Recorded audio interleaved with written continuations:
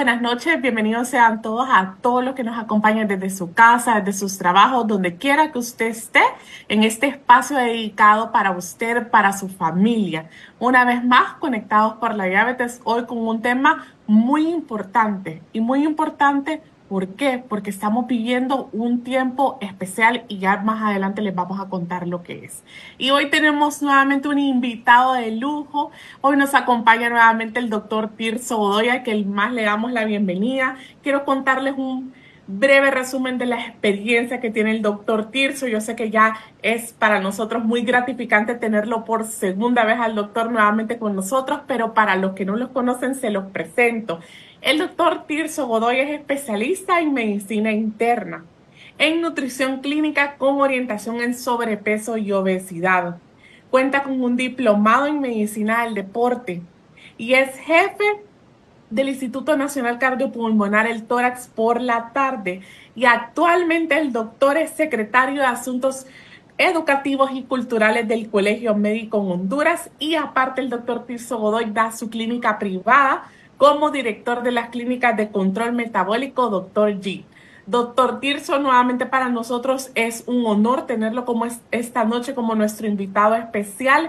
Le damos la más cordial bienvenida a usted y a toda nuestra audiencia que nos acompaña en esta noche con un tema súper importante que es de la prediabetes a la diabetes. Así que los invitamos a que usted pueda agarrar su libreta, pueda anotar o pueda ver esta transmisión en una segunda reproducción y usted pueda compartir, porque este momento es para que podamos compartir con nuestros amigos, con nuestros seres queridos, y esa información tan valiosa que vamos a recibir hoy en la noche pueda ser llevada a quien más lo necesita. Yo sé que todos necesitamos poder escuchar de estos temas que nos ayudan a que estemos cada día más educados y que podamos tomar esas decisiones adecuadas en el tema de salud. Doctor Tirso, feliz noche, bienvenido.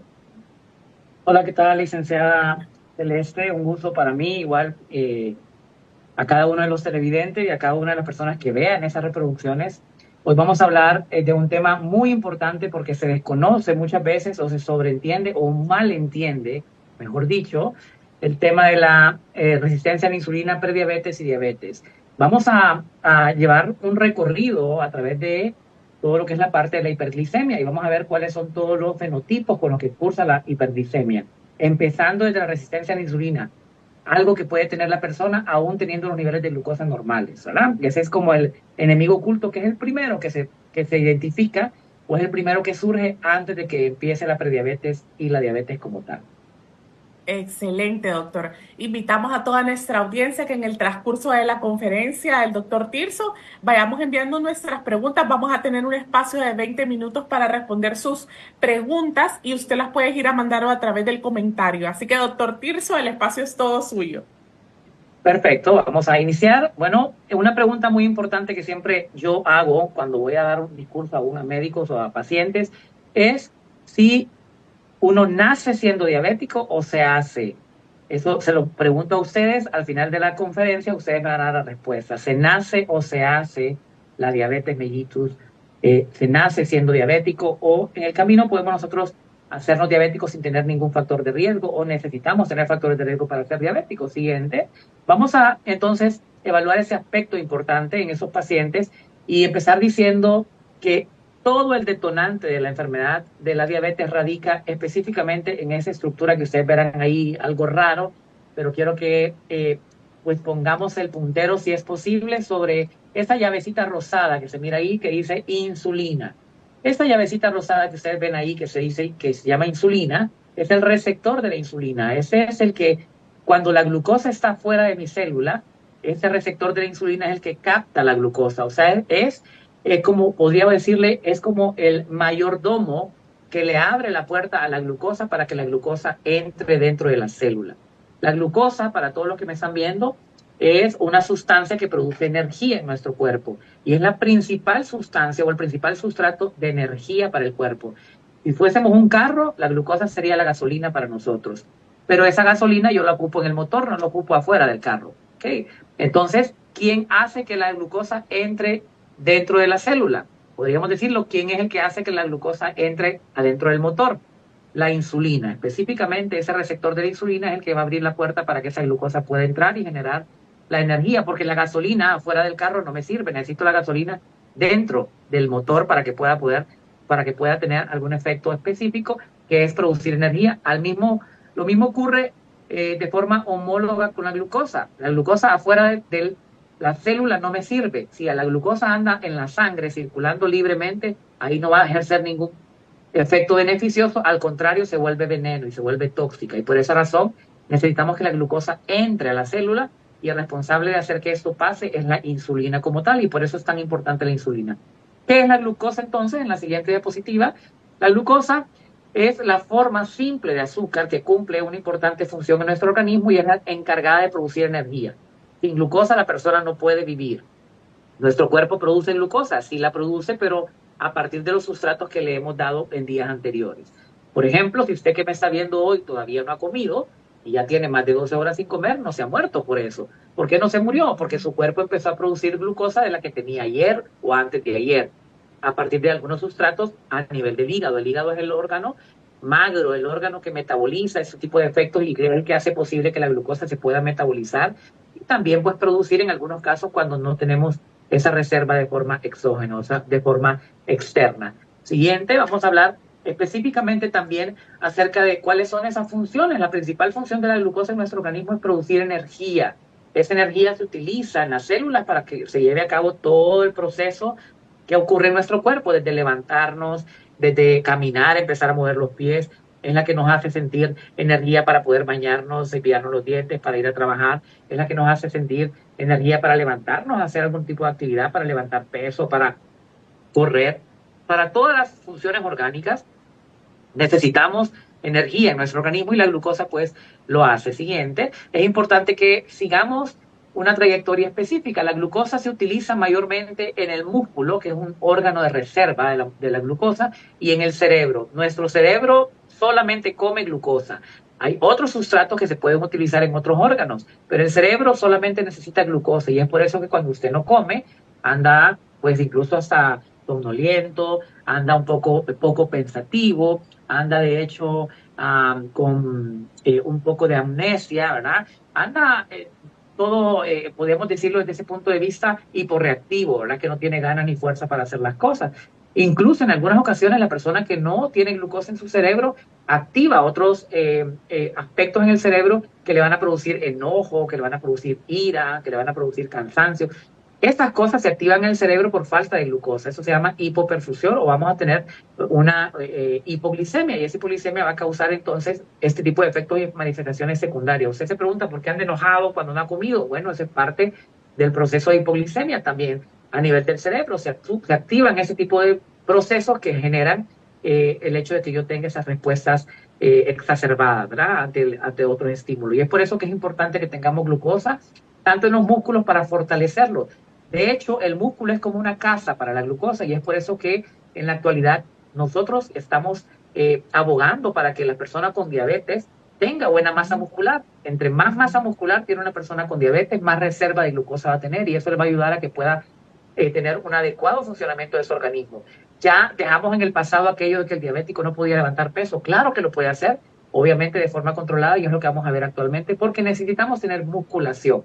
Lo que no necesita tener el diabético es grasita. Entonces esa grasa sí necesitamos bajarla porque la grasa se contrapone. De hecho, la célula adipocítica, que más adelante vamos a ver qué es la encargada de producir el primer fenómeno que vamos a ver el día de hoy, que es la resistencia a la insulina. El siguiente, vamos entonces a tratar, normalmente debemos de partir de algo general, lo normal de glucosa en sangre. O sea, si todos los que me están viendo en este momento, mañana se hacen su examen de glucosa con un glucómetro, que es el aparatito con el cual nosotros hacemos ese estudio, o una glicemia en sangre, si usted va a un laboratorio y le hace ese examen, ayuno significa 8 horas sin comer. Entonces, si nosotros que estamos viendo ese video, mañana nos hacemos en la mañana un examen de glucosa después de no haber comido 8 horas, eso se llama ayuno, deberíamos, si no somos diabéticos, tener la glucosa entre 70 y 100. Todo lo que está abajo de 70 se llama hipoglicemia y todo lo que está arriba de 100 se llama hiperglicemia. Y esa hiperglicemia siempre, aunque usted tenga 101 de glucosa en sangre mañana en la mañana, eso es anormal. Lo normal es de 70 a 100. ¿Qué pasa si una persona tiene 101, 102 de glucosa en sangre? ¿Es diabética? No. No, no sabemos, necesitamos hacer estudios porque lo que podemos decir es que tiene hiperglicemia anómala en ayunas. Y esta hiperglicemia anómala puede ser que el paciente tenga prediabetes, puede ser que el paciente tenga una diabetes secundaria, puede ser que tenga una diabetes debutante, una diabetes como tal. O sea, son varios fenotipos, varias enfermedades que pueden determinar esa hiperglicemia anómala. Alguien me diría, doctor, pero si yo ayer me comí un pastel de chocolate entero, ¿es normal que la glucosa en la mañana me salga un poquito alta? La respuesta es no. ¿Por qué razón? Porque mi cuerpo, si está funcionando de forma normal, va a activar cualquier mecanismo para poder botar o destruir todo el tipo de glucosa que tenemos excedente. El cuerpo va a responder. Si yo me comí el pastel ayer, pues mi cuerpo va a estar más activo, voy a estar más hiperdinámico, voy a orinar un poco más, voy a tomar más agua. Mi cuerpo va a hacer todo lo posible para evitar que la glucosa se eleve. Cuando la glucosa ya se empieza a elevar, a razón de eso, es que entonces se pasaron o alteraron esos mecanismos que regulaban ese tipo de afectación. Y no existe entonces en este tipo, porque sé que hay médicos que también me están viendo, no existe el término de hiperglicemia permisiva. Eso de decir, es que le salió un poquito alta porque comió ayer mucho. No, si salió alta porque comió mucho es porque no tiene los mecanismos correspondientes y ahí ya hay un problema. Entonces no aceptemos la glucosa alta como algo normal porque no lo es. Mientras la cantidad de glucosa normal después de comer, entonces es hasta 140. ¿Qué significa? Que si todos nosotros ya a esta hora de la noche, que son las 7:21 de la noche, yo me hago la glucosa ahorita y me sale arriba de 140, eso es anormal. Lo normal es que deba estar abajo de 140. ¿Qué significa? Que si la tengo arriba de 140, vamos a ver algunos parámetros y algunos números y vamos a hablar de hiperglicemia anómala postprandial. Siguiente, es importante que recordemos estos números. ¿Qué hay con el paciente que ya es diabético o que ya tiene resistencia a la insulina o que ya tiene prediabetes? En ese pacientito que ya tiene prediabetes o diabetes, que está tomando metformina y que está tomando otro tipo de medicamentos o usa insulina, para él los niveles cambian. Para él lo normal de glucosa en ayunas es de 80 a 130. O sea que si un paciente con diabetes mañana se toma la glucosa en ayunas y andan 110, para él sería normal porque es diabético, ya está diagnosticado y no se pasa del rango normal que sería 130. Y después de comer, los pacientes con diabetes, o sea, si se lo hacen ahorita, no deben de tener más de 180 miligramos sobre decilitro de glucosa. Si tienen arriba de esos valores, estaríamos hablando de descompensación de la diabetes, ¿ok? Y también si tenemos abajo de 80, un paciente con diabetes que tenga 70, 65, ya eso es hipoglicemia, entonces hay que hacer algún reajuste en el tratamiento o darle pues comida al paciente, ¿verdad? El hecho de tener diabetes no quiere decir que no va a comer, y eso es algo que es importante que lo vayamos detonando en lo largo de la charla. Siguiente. ¿Qué es ese término de prediabetes? ¿Qué es la prediabetes? Bueno, como su palabra lo indica, es antes de la diabetes. Sin embargo, antes de que ocurra la prediabetes, podemos tener en muchos pacientes lo que se llama resistencia a la insulina. Yo tengo pacientes que me dicen, doctor, me salió la glucosa normal en ayunas y me salió la hemoglobina glicosilada normal, pero me siento como que después de que como me da mucho sueño o me siento débil. Entonces yo le digo, usted puede tener resistencia a la insulina. Y aunque tenga los valores normales de glucosa, ¿puedo tener resistencia a la insulina? La respuesta es que sí. La resistencia a la insulina es el primordio. Y la ventaja de la resistencia a la insulina es que en la mayoría de los pacientes se puede revertir. O sea, yo puedo curar esa resistencia a la insulina cuando ataco el efector de la misma. Ahora bien, y eso es importante que lo sepa, cuando ya llegamos a prediabetes y diabetes, ya no podemos curar ese tipo de patologías. Ya eso lo único que podemos hacer es detenerlas. Yo voy a detener un paciente en prediabetes para que no se me haga diabético. Voy a detener un paciente en diabetes para que no desarrolle las complicaciones secundarias de la diabetes. Entonces, en el tiempo en que nosotros agarremos al paciente, es importante que lo determinemos. Lo ideal es diagnosticarla desde que está en resistencia a la insulina para los que van a tener ese factor genético asociado, ¿verdad? ¿Por qué? Porque entonces no me evoluciona a prediabetes y tampoco a diabetes. Este pacientito entonces que anda la glucosa arriba de 100, pero todavía no llega a los 126, se le puede llamar entonces prediabético como tal, si sumado a eso le hacemos otros estudios. Siguiente, es importante entonces que demos algunas recomendaciones y aquí vemos cuáles son los criterios por los cuales una persona, nosotros como médicos decimos que esa persona es diabético. Vamos a poner un ejemplo, don Juan, para mi consulta, y si don Juan tiene una glucosa en ayunas mayor o igual a 126 miligramos sobre decilitro, el que tenemos en azulito, este paciente, perdón, en verde, creo que es un verde, bueno, un azul turquesa, ¿verdad? En ese azul turquesa, si ese paciente tiene en ayunas más de 126 o 126, ya decimos que ese paciente tiene criterios para ser diabético. O si, por ejemplo, cualquiera de nosotros nos hacemos una glucometría en ese momento, una glicemia, y está arriba de 200, porque los criterios hablan de glicemia, que es la que se hace en sangre periférica, o sea, no se hace con la sangre capilar, no es con el glucómetro, sino con la sangre que le sacan en el laboratorio, para que me pueda entender. Si usted en ese momento se hace esa glucosa y le sale arriba o igual a 200, ya con eso yo diría que usted ya es diabético, ¿ok? O si yo, por ejemplo, tengo esa hemoglobina glicosilada que vemos en verde. ¿Qué es la hemoglobina glicosilada? Es un examen que hacemos nosotros los médicos en los pacientes para ver cómo han andado la glucosa en los últimos 3 meses. Ese examen, lo normal que toda persona debe de tener es menos de 5.7. Cuando alguien tiene entre 5.7 y 6.4, eso se llama prediabetes. Y cuando alguien tiene mayor o igual a 6.5, decimos que es diabético. Entonces, si don Juan tiene una hemoglobina glicosilada en 6.5, mañana el paciente, yo ya digo que tiene diabetes mellitus. O si le hago un examen que se llama curva oral de tolerancia a la glucosa, es un examen en el cual usted va al laboratorio, lo van a apoyar varias veces para poder ver cómo anda la glucosa en ayunas y después de que comió, 2 horas después de que comió. Si 2 horas después de que comió la glucosa le sale mayor o igual a 200, entonces decimos que el paciente tiene diabetes mellitus.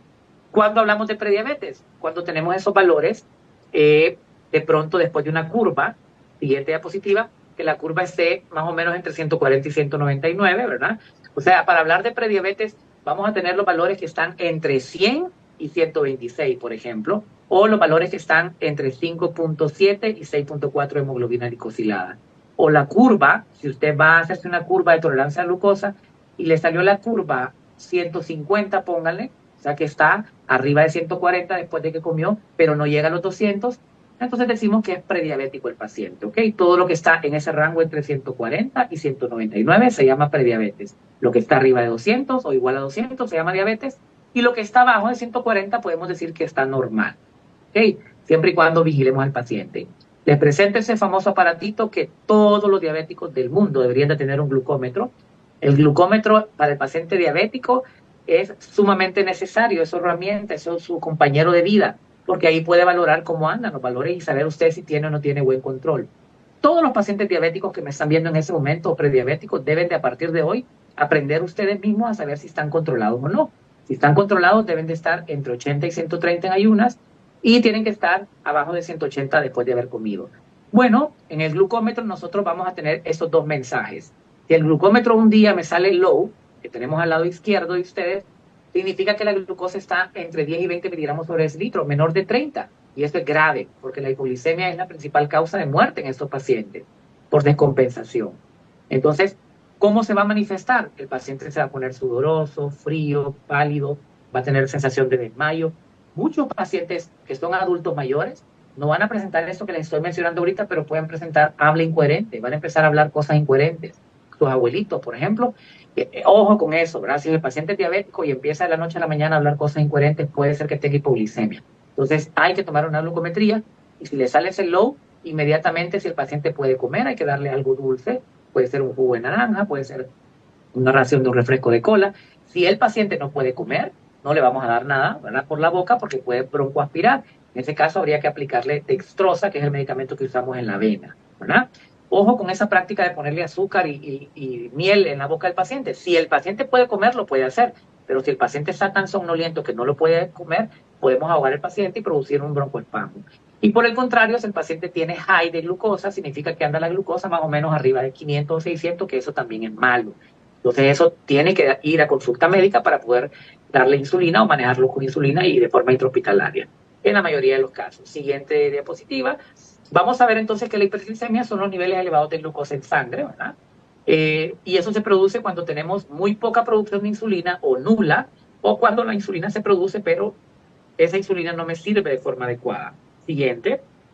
Entonces, los síntomas que vamos a tener, pues pueden ser de la hipoglicemia, son más fácil identificarlos, porque es el paciente que les digo que se va a poner débil, sudoroso, frío, pálido. Este es más fácil. El paciente con hiperglicemia muchas veces puede pasar desapercibido porque los síntomas son bien inespecíficos. Los más frecuentes son visión borrosa, muy sediento, el paciente va a orinar demasiadas veces en el día, va a tener mucha sensación de hambre, puede tener también dolor de cabeza, ¿verdad? Puede tener algún tipo de manifestaciones también en piel, como neuropatías o dolores, calambres, mordiscos en las regiones de la piel y de los músculos. Es importante que lo podamos identificar. Siguiente. Vemos entonces de esa forma que la hipoglicemia, que sería lo contrario, que son los niveles de glucosa menores de 70, se va a diagnosticar por síntomas de neuroglucopenia, que ninguno de los dos extremos es adecuado para el paciente con diabetes. Por eso que un paciente con diabetes debe de comer de forma saludable, pero tiene que comer. Sobre todo si está usando metformina o está usando otro tipo de medicamentos que son hipoglicemiantes. Siguiente.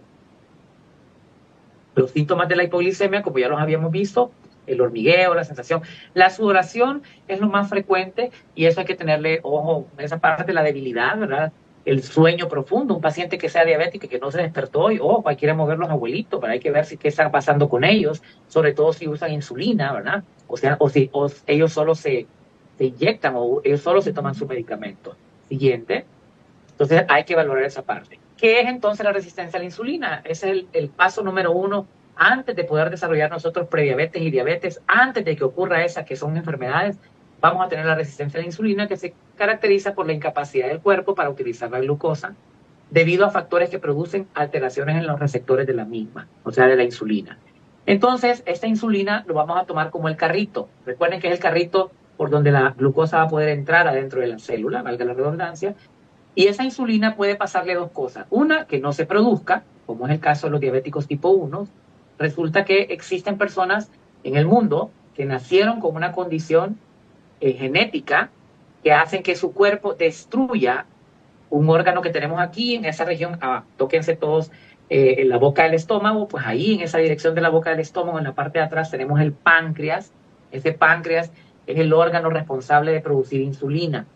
Entonces, puede ser que algunos pacientes diabéticos desarrollan algunas células, que esas células lo que hacen es, entonces, destruir las sustancias, destruyen las células donde se produce la insulina.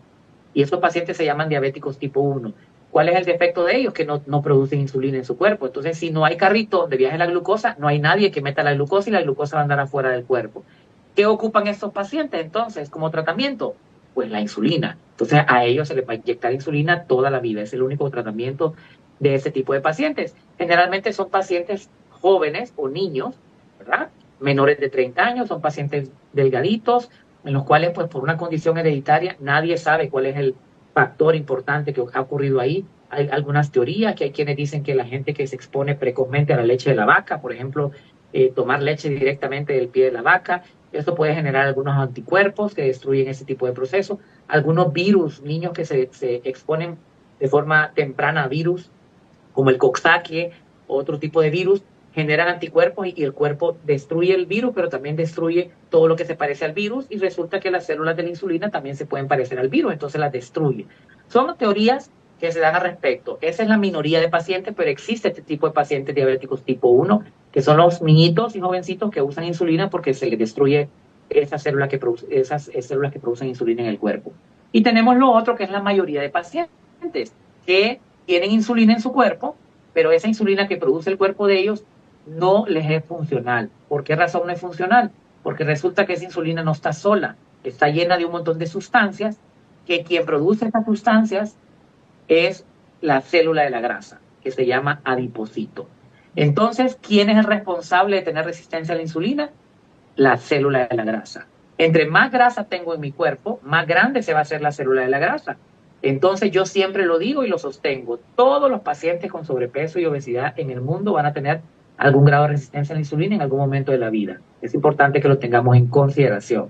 ¿Por qué? Porque ellos van a tener esas células de la grasa que se van haciendo grande, grande, grande, y al final esa célula de la grasa hinchada va a tirar un montón de sustancias que se llaman células inflamatorias. Y todas esas células inflamatorias se van a ir a donde está la insulina. Entonces, cuando la glucosa quiera venir a unirse, les voy a hacer un ejemplo bien tácito con esto que tenemos aquí. Esto que tenemos aquí es mi insulina, ¿ok? Y mi manito es la glucosa. Entonces, la glucosa todos los días se tiene que unir a la insulina. ¿Qué pasa cuando el paciente viene y tiene demasiadas células inflamatorias? La insulina está llena de esas células. Entonces, cuando la glucosa se quiere unir, no puede, pega con ese montón de cosas y a eso se le llama resistencia a la insulina. O sea que la insulina se resiste a unirse a la glucosa porque tiene este montón de sustancias que quien las produce, repito, el adipocito, que es la célula de la grasa. Entonces, es importante como mecanismo de acción inmediato que todas las pacientes que tienen resistencia a la insulina bajen de peso de forma inmediata, porque si no tienen adipocitos grandes, pues el adipocito no va a producir sustancias. Y si no produce sustancias, la insulina va a quedar libre. Y cuando quede libre la insulina, entonces va a poder captar la glucosa. Aunque parezca un poco fácil decirlo, es un proceso complejo, pero todo el proceso comienza con la disminución de las células de la grasa. Por ende, yo no puedo concebir cómo los pacientes con diabetes siguen teniendo el mismo peso. Eso es totalmente imposible. Yo, desde el momento que yo veo a mis pacientes diabéticos, y muchos de ustedes que me están viendo son pacientes míos, porque les compartí el link a mis pacientes, eh, entonces, yo les digo a mis pacientes, primera regla cuando usted pasa por mi clínica es bajarlo de peso. Entonces, vamos a empezar a bajarlo de peso, porque yo ya sé que al bajarlo de peso voy a dejar libre la insulina y va a ser más fácil tratarlo después. Siguiente. Entonces, es importante que lo lleguemos a consideración. Los factores de riesgo, vean, para que una persona tenga resistencia a la insulina, el primero es la obesidad, pero también hay otros, como por ejemplo el fumar. Aunque usted sea flaquito, si usted fuma, puede llegar a tener resistencia a la insulina. El principal factor de riesgo modificable, que es el que más muertes produce en la vida, es el sedentarismo. Sedentarismo se define como la inactividad física por más de 48 horas.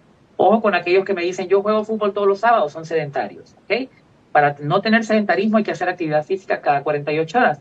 Y definimos actividad física como caminar, por ejemplo, 45 minutos al día. Yo no le pido que corra, que brinque, que salte, que levante pesos. No, con el simple hecho que me camine 45 minutos al día, por lo menos 5 días a la semana, ya con eso mejora usted la resistencia a la insulina porque disminuye el adipocito. Se baja más de peso caminando más tiempo que corriendo, eso se los puedo asegurar. Otro factor de riesgo es obviamente la diabetes misma, ¿verdad? Siguiente diapositiva. Los diagnósticos, ¿cómo se hace el diagnóstico? Bueno, vamos a hacer diagnóstico primero de obesidad. La obesidad la podemos diagnosticar de dos tipos, la obesidad central y la obesidad periférica. No me preocupa tanto la mujer, por ejemplo, que tiene cintura y que tiene caderas grandes. Ella no me preocupa tanto, me preocupa más la que tiene más pancita. Esa paciente que tiene más abdomen, o el paciente que es flaquito de los brazos, pero que tiene un abdomen grandote, ese me preocupa más que el paciente que es gordito en general. ¿Por qué? Porque la grasa más mala es la que está en la región perivisceral, en la región del abdomen. Entonces, preocúpese, por favor, por tener un abdomen más pequeño. ¿Por qué? Porque aunque esté gordito lo demás, la demás grasa no me preocupa tanto, porque esa grasa no es la dañina, la más dañina es la que está en el adipocito que se encuentra en la grasa perivisceral, y es por eso que es importante diagnosticar obesidad. Siguiente diapositiva, la obesidad pues la diagnosticamos con el índice de masa corporal cuando es mayor o igual a 30. ¿Cómo se saca? Usted se pesa en kilos y eso lo divide entre la talla suya al cuadrado en metros cuadrados. O sea, si yo peso 90 kilos, esos 90 kilos los divido entre 1.76, que es lo que mido yo, por 1.76 y me va a dar un valor. ¿Okay? Entonces, si yo tengo más de 30 o igual a 30, ya tengo obesidad. Lo normal es de 18.5 a 24.9. Si alguien tiene más de 24, ya es sobrepeso. No caemos en obesidad, pero ya con el simple hecho de tener sobrepeso ya es un factor de riesgo. Si usted quiere saber si tiene riesgo de tener resistencia a la insulina, mídase el abdomen. Si su abdomen es mujer y le mide más de 88 o es varón y le mide más de 94, con ese simple hecho ya usted tiene un riesgo de tener resistencia a la insulina. Entonces, hay que cuidar esa parte porque ya les expliqué por qué ocurre eso. Siguiente, por favor. ¿Qué sabemos sobre la obesidad? Pues sabemos muy poco, casi la gente, porque la habíamos visto como un estado corporal, como una condición de vida. Ya sabemos que desde el 2012 la obesidad es una enfermedad diagnosticada por la Organización Mundial de la Salud.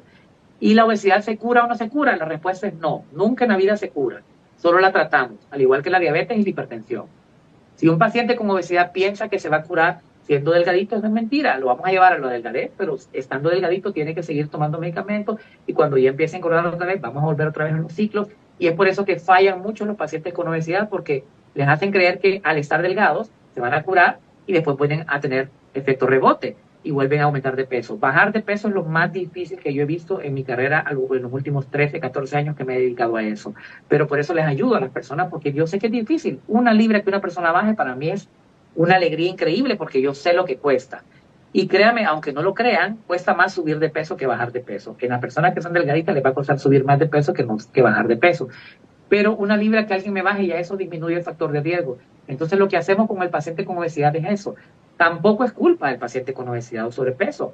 Por favor, no me culpe a las personas que tienen sobrepeso y obesidad diciéndole, es que no hay fuerza de voluntad, eso es mentira. El cuerpo del paciente con obesidad está hecho para eso, para aumentar de peso. Entonces él tiene que luchar contra su propio cuerpo. Entonces lo que hacemos es darle medicamento que le inhiba la sensación de hambre, porque es difícil tener un montón de hambre. Le damos medicamento que le queme más rápido la grasa porque el metabolismo del paciente con obesidad es más lento.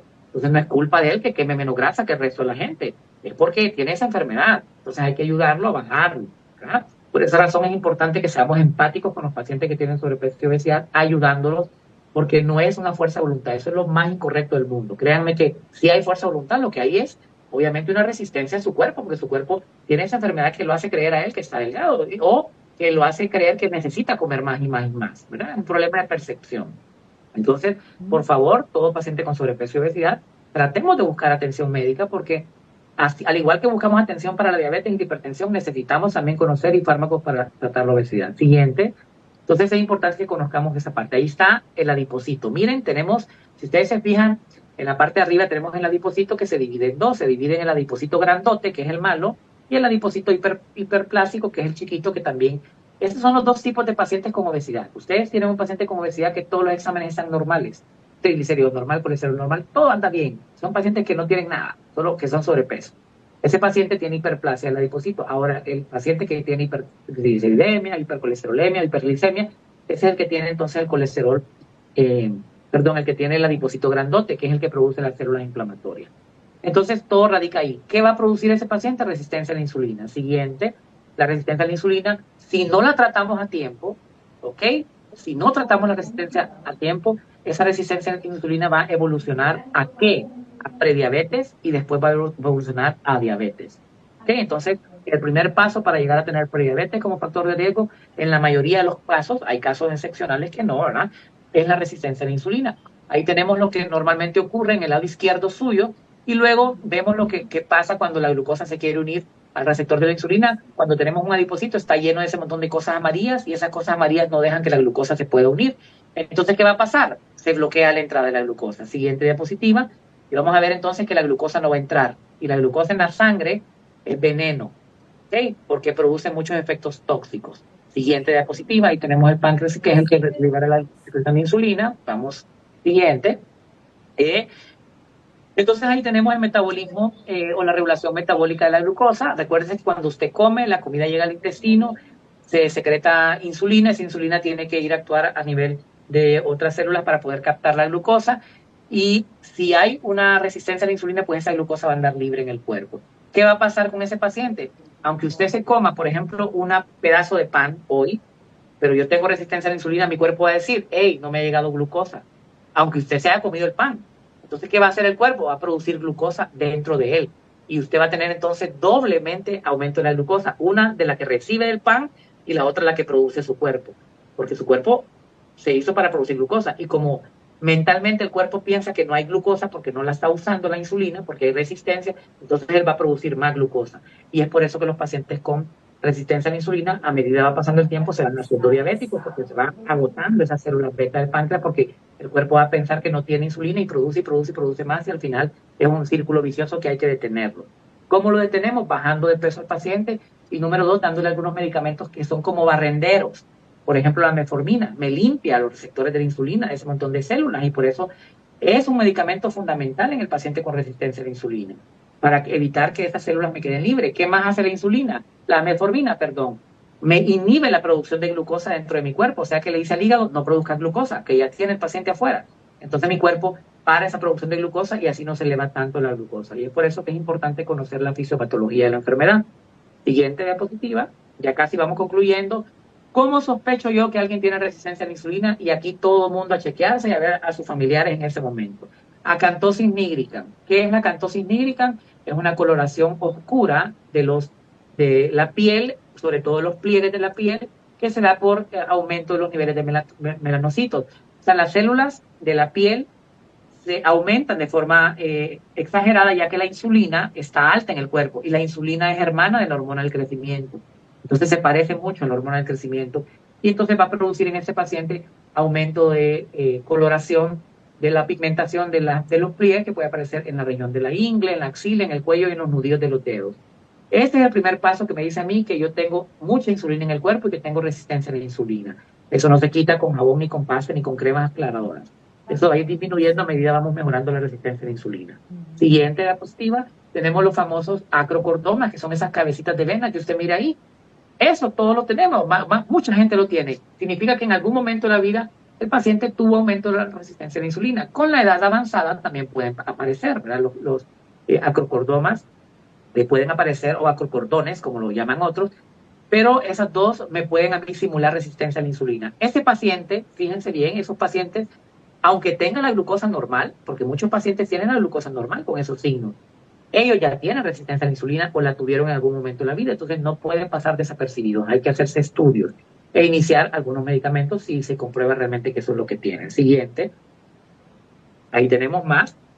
Algunos pacientes con síndrome de ovario poliquístico, aunque no sean gorditas, van a tener un aumento en la producción de este tipo de células inflamatorias y van a tener resistencia a la insulina. Entonces, pacientes delgaditas con ovario poliquístico también. Las pacientes con ovario poliquístico, aparte de tener acocordomas, van a tener trastornos menstruales, van a tener acné, vamos a ver la siguiente diapositiva, van a tener hirsutismo, que es el crecimiento de vello en otros lugares del cuerpo. Eso va a ser un signo importante de resistencia a la insulina. Si esa paciente no se trata a tiempo, puede llegar a desarrollar prediabetes, incluso diabetes en el futuro, o cuando se embarazada esa niña, por ejemplo, puede llegar a desarrollar diabetes gestacional y otros trastornos que se pudieron haber evitado desde que estaba infante la persona. ¿Ok? Siguiente diapositiva. Por eso es importante tomarlo en consideración. ¿Cómo hacemos diagnóstico ovario poliquístico? Un ultrasonido, ¿verdad? Hay que hacer un ultrasonido pélvico que debería hacerse toda persona que tiene esa sospecha ya después de que vino su primer periodo menstrual. Siguiente diapositiva. ¿Cómo tratamos la resistencia a la insulina? Pues lo primero que hay que hacer es bajar de peso al paciente, ¿verdad? Disminuir los factores de riesgo. Vamos a indagar primero si tiene síndrome ovario poliquístico, si tiene hipercortisonismo, si tiene algún síndrome de Cushing, otros factores secundarios, otras enfermedades secundarias. Pero lo más importante es disminuir la obesidad central, porque ese es como el productor de ese montón de células que les mencioné. Y eso es básico. Entonces, hacer ejercicio, a comer saludable, no a dejar de comer, sino comer saludable. Siguiente. En ese sentido, ahí tenemos entonces ya la bolita que me dice cuáles son los grupos de diabetes cuando ya caemos en diabetes, cuando ya nos pasamos la prediabetes y caemos en diabetes. Tenemos la diabetes tipo 1, que ya les mencioné yo al inicio, que son aquellos pacientitos jóvenes que tienen destrucción de las células beta del páncreas y que no producen insulina. El diabético tipo 2, entonces, la culpa de que un paciente se haga diabético tipo 2 es esa progresión de resistencia a la insulina, prediabetes y diabetes, cuando no la tratamos y no la identificamos a tiempo. Entonces, el paciente, aunque no tenga factores genéticos, por ejemplo, que no tenga ni su papá ni su mamá diabéticos, si come de forma desorganizada, si come mucho carbohidrato, mucha grasa, llegará un momento donde se va a hacer diabético. Y hay pacientes que, aunque se cuiden, si su mamá y su papá son diabéticos, ya van a tener una condición hereditaria. Entonces, estos pacientes son los que deben de cuidarse más, porque en el momento que empiecen a aumentar de peso, pueden desarrollar diabetes, aunque se hayan cuidado todo el resto de su vida, porque tienen factores hereditarios. Y por último tenemos los otros tipos de diabetes, que son diabetes por tomar algunos medicamentos secundarios, por ejemplo los glucocorticoides, los esteroides, esos famosos esteroides que la gente los toma hoy con confite, son medicamentos antiinflamatorios no para quitar dolor, ¿ok? Es importante que lo sepan. En COVID abusamos mucho de los esteroides, muchas personas tomaban prednisona cada rato, esto hace que tenga usted resistencia a la insulina y por último desarrollar diabetes secundaria. Otros medicamentos como la hidroclorotiazida, la diabetes en el embarazo, importantísimo. Mujeres en el embarazo que engordan demasiado tienen factor de riesgo. Si usted aumenta más de 25 libras ya en el embarazo, es un riesgo para tener diabetes gestacional. O si su niño le pesó más de 9 kilos, por ejemplo, o más de 8 kilos, perdón, ya eso es un factor de riesgo para tener diabetes en el niño y en usted. O sea que ese niño que fue macrosómico, que pesó más de 8 kilos, va a llegar en algún momento de la vida a tener resistencia a la insulina desde niñito, ¿verdad? Desde el embarazo incluso, desde la gestación. Por eso es importante tener una adecuada alimentación en el embarazo. Siguiente diapositiva. Ahí tenemos las características entre el diabético tipo 1 y tipo 2. Ya sabemos que es más frecuente la diabetes tipo 2 en mujeres porque son las que más grasita tienen en el cuerpo, pero también puede presentarse en hombres, aunque no tengan tanta grasa, si tienen el abdomen prominente, y ese es un factor de riesgo. Siguiente. Yo creo que me faltan ya pocas diapositivas y aquí creo que esa es la última, que son los factores de riesgo para tener diabetes. No, no es la última, pero sí casi la última. Ahí tenemos antecedentes familiares de diabetes. Si usted no se ha casado todavía, ojo con eso, ¿verdad? Hay que ver que el paciente esté bien controlado, bien tratado. Obesidad con índice de masa corporal mayor de 25, ese es sobrepeso, no obesidad, pero ya el hecho de tener sobrepeso es importante. La inactividad física, la raza, los afroamericanos tienen más riesgo. El tener hipertensión es un riesgo de tener diabetes. El tener síndrome ovario poliquístico, ¿verdad? El haber tenido diabetes gestacional o en el embarazo, eso es un factor de riesgo para desarrollar diabetes también. El ser papá hijo de padres diabéticos o el haber pesado más de 4 kilos o 9 libras cuando nació, Ese ya tiene usted un factor de riesgo para tener diabetes como tal. Siguiente. ¿Qué hacen entonces los productos de glucosa cuando andan en la sangre libres? Destruyen todos los tejidos. Y vamos a ver en la siguiente diapositiva, eso se llaman productos de glucosilación avanzada. ¿Qué cosas hace la glucosa cuando se une con otras sustancias y anda libre en la sangre? Lo que hace esa glucosa es lo siguiente. Vamos a ver, y voy a recalcar lo más importante. Siguiente diapositiva.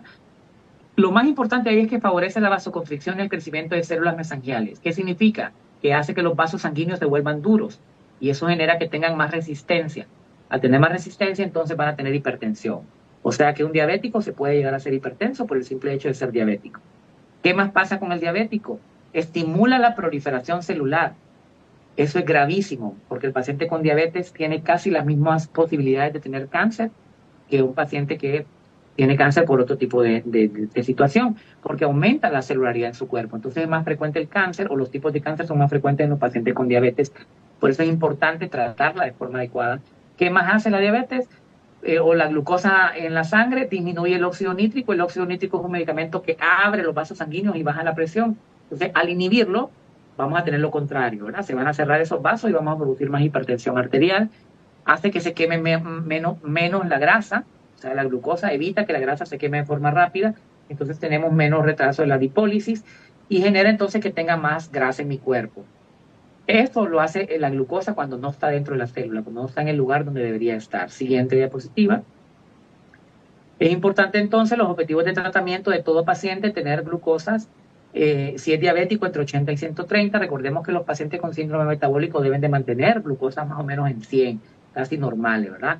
Eso cambia en los pacientes adultos mayores. Recuérdense que en el ancianito no queremos que las glucosas sean tan bajas por el riesgo de hipoglicemia, ¿verdad? Entonces en ellos cuidamos hemoglobina glicosilada que sean de ahí entre 7 y 7.5. Ya en el paciente jovencito diabético somos más estrictos y queremos que ande abajo del 6.5. Siguiente diapositiva.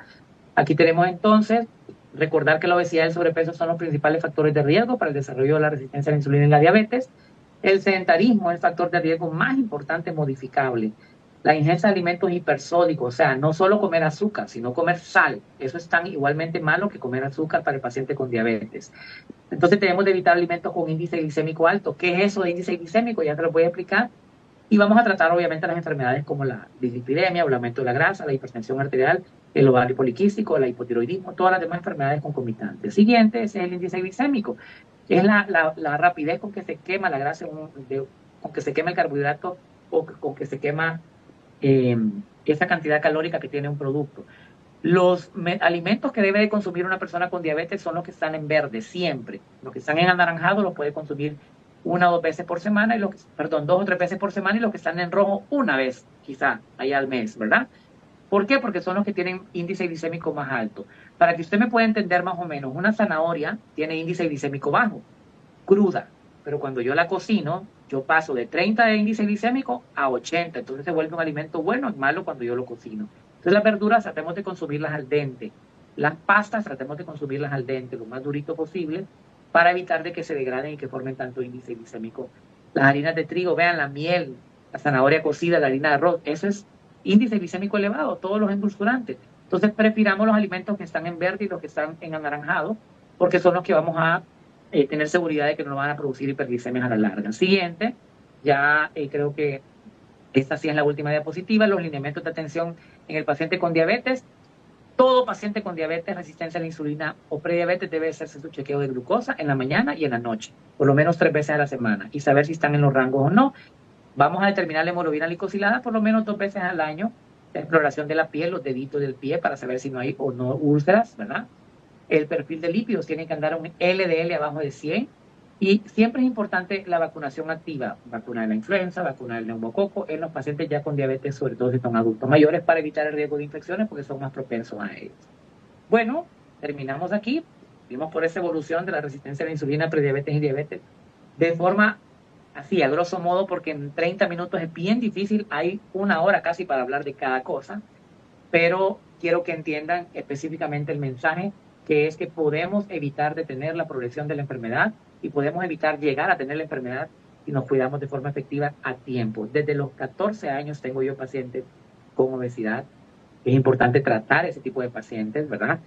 Estos pacientes que son niños deben de ustedes enviarlos al endocrinólogo pediátrico, ¿verdad? Para que él pueda empezar el proceso y evitar que esos niños se vuelvan a desarrollar diabéticos y que ya los vea yo en la vida adulta siendo diabéticos como tal. ¿Ok? Vamos a ver todas las preguntas.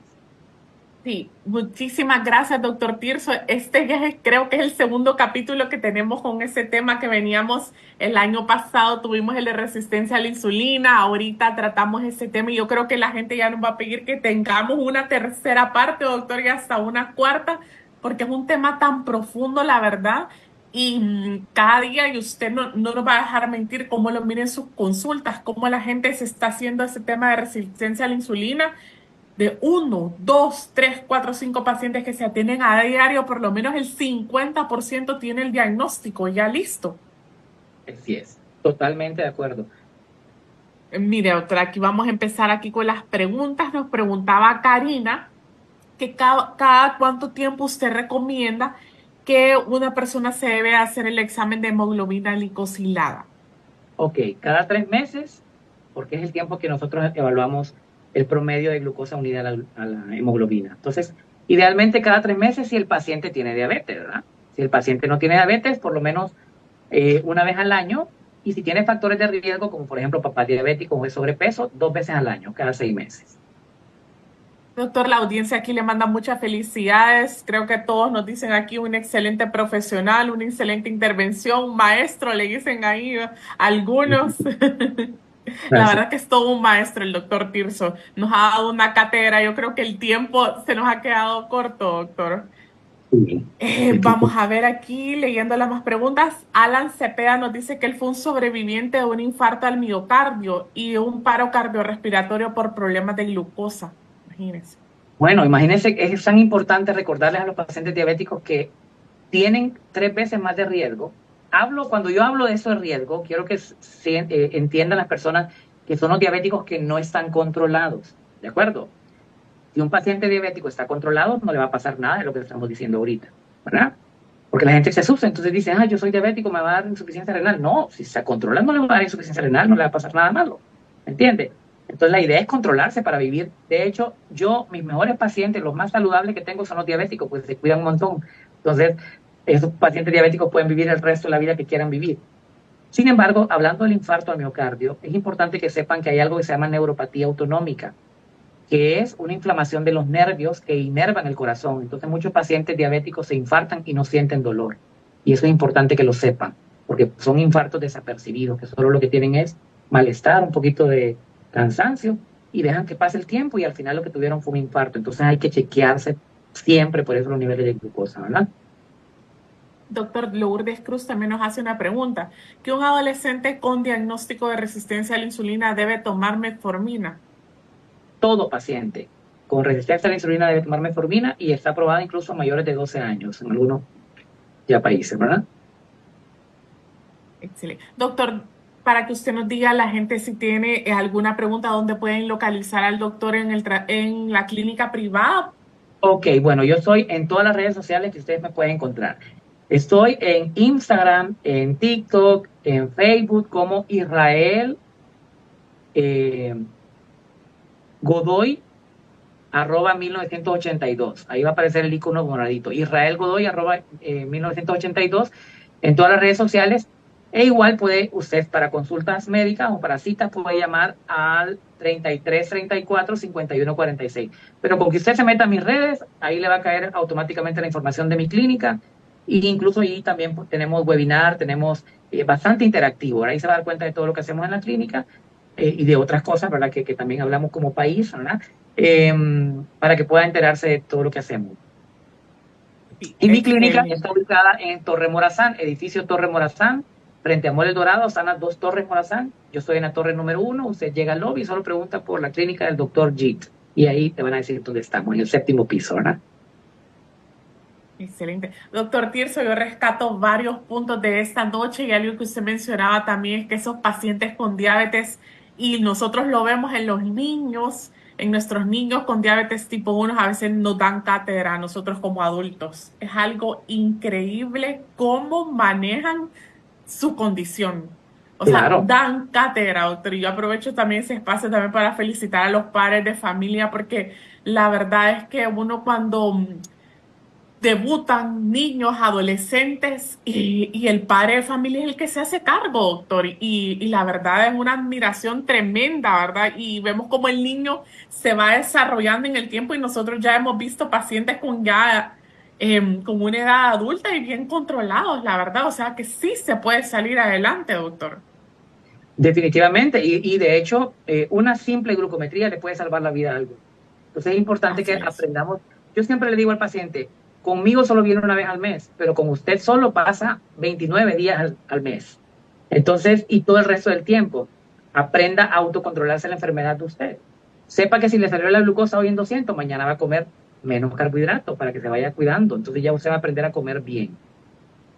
Así es. Y algo muy importante, doctor, y que mencionen esta noche es también que usted tenga su médico de cabecera. Usted Claro toma que la sí. decisión, pero uno necesita una guía. Recuerde que esto es un camino en el cual uno necesita a alguien que lo conduzca. Y por eso tenemos médicos profesionales como el doctor Tirso, que nos guían, porque no podemos automedicarnos. Eso Sí. es uno de los errores más graves que usted puede hacer. Usted necesita la conducción de un profesional de la salud, alguien que lo oriente Definitivamente. y que vaya de la mano con usted en este camino. Definitivamente, y Honduras tiene los mejores profesionales.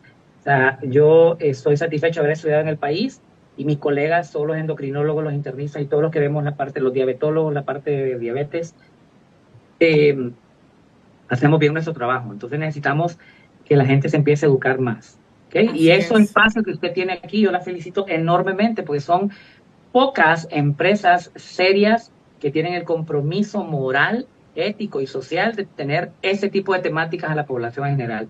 ¿Por qué? Porque yo estoy completamente seguro que hoy salvamos varias vidas.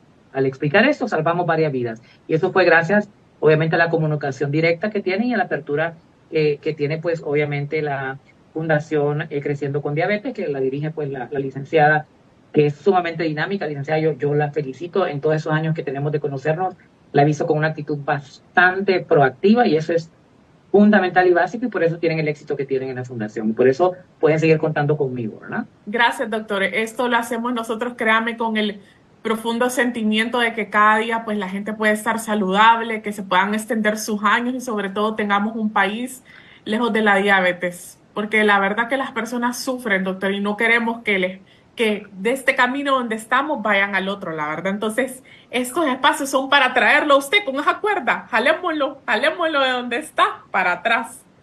Sí, Así es, queremos ver una Honduras libre de diabetes. así es. Así es. Entonces, no, yo le agradezco a usted, doctor, también por esa proactividad y por siempre, pues, decirnos sí a estas ideas que se nos ocurren a nosotros, por participar activamente en la fundación. Mil gracias, doctor Tirso, por todos sus aportes al tema médico también y muchísimas gracias a la audiencia que nos acompañó esta noche. No se quede usted con esta información que nosotros recibimos hoy, sino que compártala a sus amistades. Como le dijo el doctor, ¿cuántas vidas se pudieron haber salvado solamente con una hora? Imagínense qué podemos hacer si este efecto se hace multiplicador y podemos compartirlo. Nunca sabemos la verdad. Así que lo invitamos también a que usted no se pierda estos espacios de Conectados por la Diabetes que son para usted, para su familia. Muchas gracias a usted, doctor Tirso, por darnos este espacio que créanme que para nosotros es muy valioso el tiempo que ustedes se toman como especialistas. Sabemos las agendas tan apretadas que ustedes tienen y todos los compromisos y para nosotros esto es valiosísimo. Y créanme que para las personas que están aquí conectadas seguramente es igual. A la orden para servirle siempre. Cuenten conmigo. Muchas gracias y a todos, bueno, feliz noche, que tengan un bonito fin de semana, un día de mañana viernes muy bendecido y los esperamos nuevamente en estos espacios conectados por la llave.